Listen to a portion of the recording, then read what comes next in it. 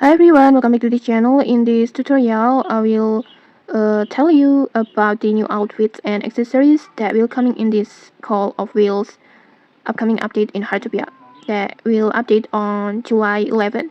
So just like the winter event, you will be able to exchange FashionWave tokens for this exclusive limited time cosmetic.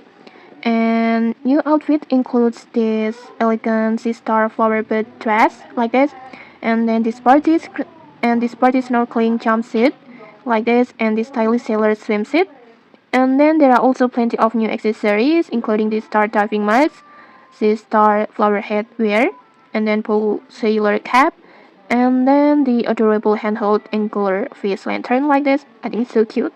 And you can also unlock the cute face bubble face paint, and then you can also unlock the brand new cute dance actions like this.